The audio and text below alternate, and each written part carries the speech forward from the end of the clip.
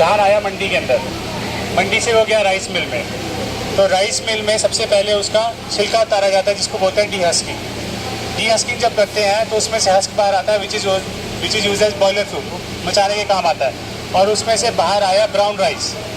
Brown rice को जब polish किया जाता है तो उसमें से ऊपर की लेयर उतरती है जिसको बोलते हैं राइस ब्रान, जो कि आपको इस तरह का दिखेगा। This is rice bran, this is known as rice bran. जब हमने ब्राउन राइस को पॉलिश किया वाइट राइस बनाने के लिए तो ये आया ऊपर का लेयर राइस ब्रान। जितना भी चावल का पोषक तत्व है वो राइस ब्रान के अंदर है, जिसके अंदर उसके एंटीऑक्सीडेंट है और जो भी तेल है वो सब राइस ब्रान के अंदर आ गया। अब ये राइस ब्रान राइस मिल से परचेज करके ये सबसे पहले जाता है सॉल्वेंट एक्सट्रैक्शन प्लांट के अंदर। सॉल्वेंट एक्सट्रैक्शन प्लांट में इसका क्या देते हैं, पैलेट बना के इसमें से कच्चा, तो ये हमारा राइस ब्रान से ये कच्चा तेल हमारा क्रूड राइस ब्रान ऑयल बाहर आ जाता है इन सॉल्वेंट एक्सट्रैक्शन प्लांट। अब ये क्रूड राइस ब्रान ऑयल के अंदर वेरियस तरह की इम्प्योरिटीज़ हैं, तो डिफरेंट तरह की इम्प्योरिटी को निकालने के लिए रिफाइनिंग को 7 स्टेजेस में डिवाइड किया गया है। तो सबसे पहले स्टेप है डिगमिंग का।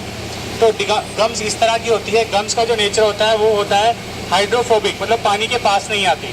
तो उसको रिमूव करने के लिए 2 तरीके हैं, या तो उसमें एसिड डाला जाए जो कि हो जाती है एसिड डिगमिंग। तो यहाँ पे एसिड बिल्कुल नहीं डाला जाता, यहाँ पे एंजाइम यूज़ किया जाता है। तो एंजाइम क्या काम करता है, एंजाइम उस गम्स की प्रॉपर्टी को हाइड्रोफोबिक से हाइड्रोफिलिक बनाता है, मतलब पानी के पास आने की केपेबल बना देता है, जिसकी वजह से उसको ये इम्प्योरिटी को हम रिमूव कर देते हैं। और हमारा जो पहला स्टेप है डिगम्ड राइस ब्रान ऑयल बाहर आता है। कच्चे तेल से हमने डिगम्ड राइस ब्रान ऑयल बाहर निकाल लिया by using enzyme, which is the first step in the refining stage.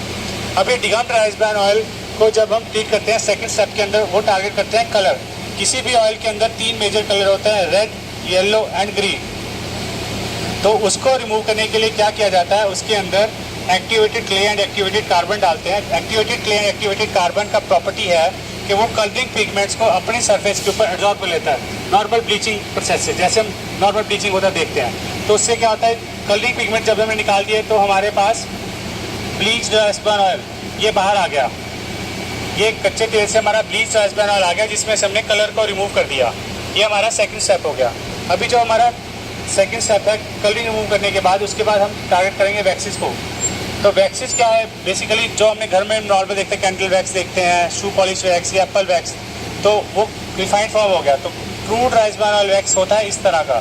तो जब हम कैसे करते हैं, तेल को धीरे धीरे ठंडा करते हैं, ठंडा करके जब हम क्रिस्टलाइज करते हैं तो उसमें से वैक्स हमारा क्रिस्टलाइज होकर बाहर आ जाता है। जब वो फिल्टर करते हैं तो इस तरह का केक बन के वैक्स का बाहर आ जाता है, और ये हमारा डिवैक्स्ड ऑयल, ये हमारा डिवैक्स्ड ऑयल बाहर आ जाता है। तो ब्लीच ऑयल से हमारा वैक्स रिमूव करने के बाद हमारा ये आ गया डिवैक्स्ड राइस ब्रान ऑयल।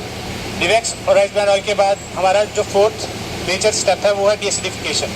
डीएसिडिफिकेशन वो स्टेप है जो कि डिफ्रेंशिएट करता है between physical refining and chemical refining.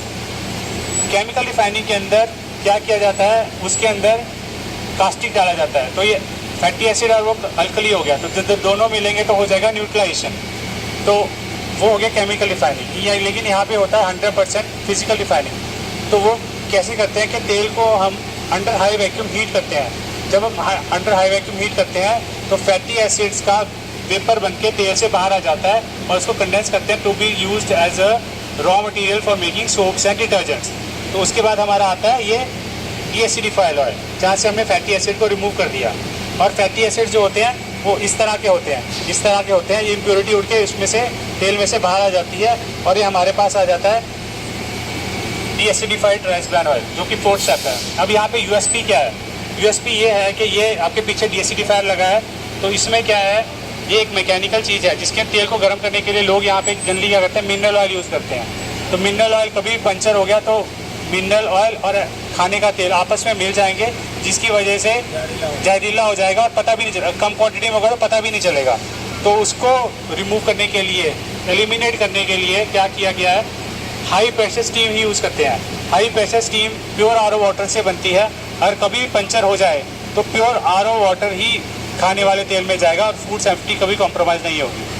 Another USP यहाँ पे क्या है, ट्रांस फैट। ट्रांस फैट जो बनता है जब हम किसी भी तेल को बहुत हाई टेम्परेचर पे और हाई टेंशन देंगे तो उसमें से ट्रांस फैट बनेगा। तो यहाँ पे हमने रिसर्च करके प्रोसेसिंग कंडीशन को, टेम्परेचर को वेरी माइल्ड किया है, जिसकी वजह से ट्रांस फैट फॉर्मेशन बिल्कुल कंट्रोल्ड है। और ये वर्ल्ड का सबसे पहला ऐसा प्लांट है जहाँ पे trans fat free rice bran oil बनाया जाता है। उसके अलावा हमारा फिफ्थ स्टेप आता है विंटराइजेशन। विंटराइजेशन बेसिकली क्या है कि उसमें हम टारगेट करते हैं saturated part of the fat. अभी राइस ब्रान ऑयल में तीनों फैट सफ़ा, म्यूफा और प्यूफा बैलेंस प्रोपोर्शन में है। इसके अंदर 25% के लगभग सफ़ा है, बाकी म्यूफा है और प्यूफा है। कोई भी सफ़ा जिसमें तेल में सफ़ा होगा वो सर्दियों में जाके थोड़ा गाढ़ा होगा ही होगा। जैसे देसी घी तो प्योर सफ़ा है, जमा रहता है, लेकिन वो ऐसा नहीं है कि वो अशुद्ध है, क्योंकि वो नेचुरल प्रॉपर्टी है किसी भी तेल की, सफ़ा, म्यूफा, प्यूफा का। लेकिन फिर भी कस्टमर परसेप्शन क्या होता है, कुछ भी तेल अगर उनके सामने जम जाता है तो उनको क्या लगता है कि मिलावटी है, इसके अंदर कुछ, या इसके अंदर रिफाइनिंग प्रॉपर नहीं हुआ, या मिलावटी है, इसमें कुछ मिल गया है। तो कस्टमर परसेप्शन को इम्प्रूव करने के लिए विंटराइजेशन किया जाता है, जिसमें तेल को कम टेम्परेचर पे क्रिस्टलाइज किया जाता है, फिर इसको फिल्टर किया जाता है, जिसमें से विंटराइज ऑयल बाहर आता है और जिसमें से थोड़ा सैचुरेटेड पार्ट निकाल लिया जाता है, ताकि कस्टमर परसेप्शन को मेंटेन किया जा सके। अदरवाइज उसके अंदर, तेल के अंदर कुछ भी इम्प्योरिटी इसमें एज सच नहीं होता, क्योंकि वो तेल का रूप ही है एक तरह से। उसके बाद हमारा आता है सिक्स स्टेप, जिसमें हम पोस्ट ब्लीचिंग करते हैं। पोस्ट ब्लीचिंग हम क्या करते हैं, तेल को फिर ब्लीच करते हैं, जिसके अंदर उसके पेरोक्साइड वैल्यू, हाइड्रोकार्बन्स को टारगेट किया जाता है, और हमारा पोस्ट ब्लीच ऑयल आ जाता है। उसके बाद आता है हमारा ये पोस्ट ब्लीच ऑयल, और उसके अंदर फिर तेल को क्या किया जाता है कि फाइनल इम्प्योरिटी को टारगेट करते हैं ऑर्डर। कोई भी तेल आपने देखा होगा ऑर्डरलेस होता है, उसके अंदर कुछ भी गंधक नहीं होती, कुछ उसके अंदर स्मेल नहीं होती खुद का, उसका टेस्ट खुद का नहीं होता।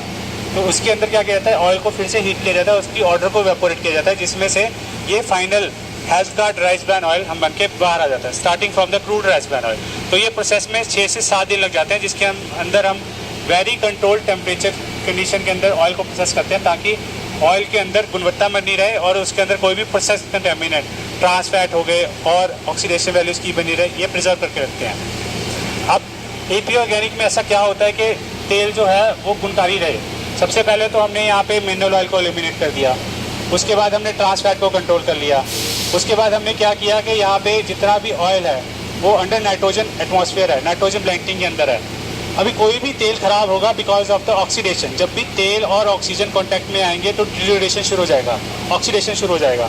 तो उसको रिमूव करने के लिए क्या किया जाता है, तेल में हम नाइट्रोजन पर्च करते हैं, नाइट्रोजन मिलाते रहते हैं गैस के फॉर्म में, और साथ में नाइट्रोजन ब्लैंकिंग भी करते हैं। जितने भी टैंक हैं उसके ऊपर नाइट्रोजन रखते हैं, ताकि तेल और ऑक्सीजन कभी कॉन्टैक्ट में ना आए, जिसकी वजह से तेल की शेल्फ लाइफ बनी रहे, जिसको बोलते हैं प्राइमरी ऑक्सीडेशन। इसके अलावा हम सेकेंडरी ऑक्सीडेशन भी कंट्रोल करके रखते हैं। सेकेंडरी ऑक्सीडेशन की होती है because of the presence of the metal ions. तो यहाँ पे हम वेरियस